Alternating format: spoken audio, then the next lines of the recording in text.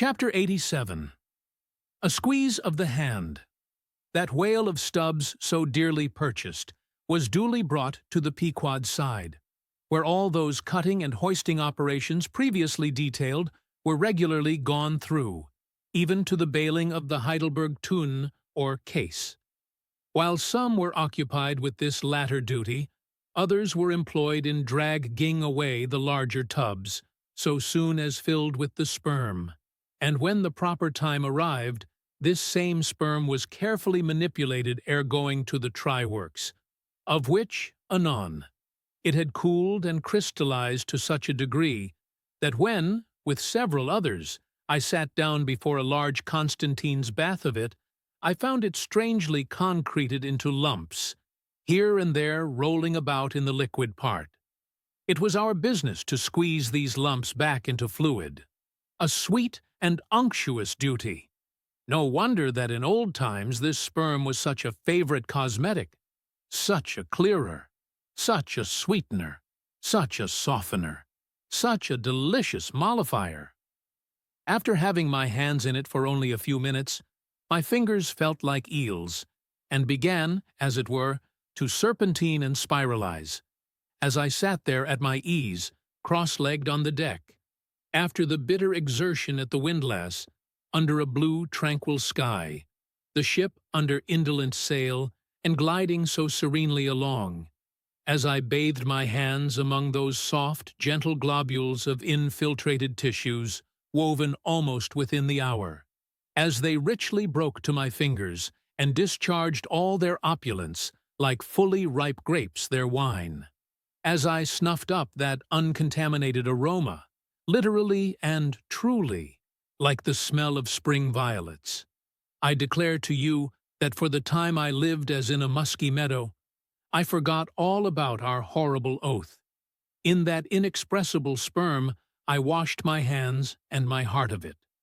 I almost began to credit the old Paracelsan superstition that sperm is of rare virtue in allaying the heat of anger.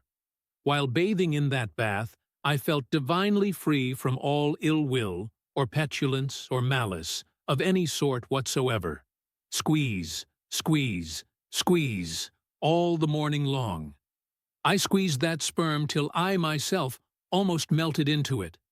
I squeezed that sperm till a strange sort of insanity came over me, and I found myself unwittingly squeezing my co-laborers' hands in it, mistaking their hands for the gentle globules. Such an abounding, affectionate, friendly, loving feeling did this avocation beget, that at last I was continually squeezing their hands, and looking up into their eyes sentimentally, as much as to say, "Oh, my dear fellow beings, why should we longer cherish any social acerbities, or know the slightest ill humor or envy? Come, let us squeeze hands all round. Nay, let us all squeeze ourselves into each other. Let us squeeze ourselves universally into the very milk and sperm of kindness. Would that I could keep squeezing that sperm forever." For now, since by many prolonged, repeated experiences, I have perceived that in all cases, man must eventually lower, or at least shift, his conceit of attainable felicity, not placing it anywhere in the intellect or the fancy, but in the wife, the heart, the bed, the table, the saddle, the fireside, the country. Now that I have perceived all this, I am ready to squeeze case eternally. In thoughts of the visions of the night, I saw long rows of angels in paradise, each with his hands in a jar of spermaceti. Now, while discoursing of sperm, it behooves to speak of other things akin to it, in the business of preparing the sperm whale for the try-works. First comes white horse, so called, which is obtained from the tapering part of the fish, and also from the thicker portions of his flukes. It is tough with congealed tendons, a wad of muscle, but still contains some oil. After being severed from the whale, the white horse is first cut into portable oblongs ere going to the mincer. They look much like blocks of Berkshire marble. Plum pudding is the term bestowed upon certain fragmentary parts of the whale's flesh, here and there adhering to the blanket of blubber, and often participating to a considerable degree in its unuousness. It is a most refreshing, convivial, beautiful object to behold. As its name imports, it is of an exceedingly rich, mottled tint, with a bee-streaked snowy and golden ground, dotted with spots of the deepest crimson and purple. It is plums of rubies in pictures of citron. Spite of reason, it is hard to keep yourself from eating it. I confess that once I stole behind the foremast to try it. It tasted something as I should conceive a royal cutlet from the thigh of Louis le Gros might have tasted, supposing him to have been killed the first day after the venison season, and that particular venison season contemporary with an unusually fine vintage of the vineyards of Champagne. There is another substance, and a very singular one, which turns up in the course of this business, but which I feel it to be very puzzling adequately to describe. It is called slobgolion, an appellation original with the whalemen, and even so is the nature of the substance.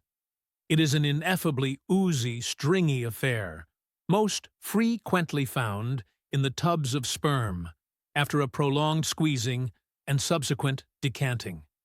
I hold it to be the wondrously thin, ruptured membranes of the case coalescing. Gurry, so called, is a term properly belonging to right whalemen, but sometimes incidentally used by the sperm fishermen. It designates the dark, glutinous substance which is scraped off the back of the Greenland or right whale, and much of which covers the decks of those inferior souls who hunt that ignoble leviathan. Nippers.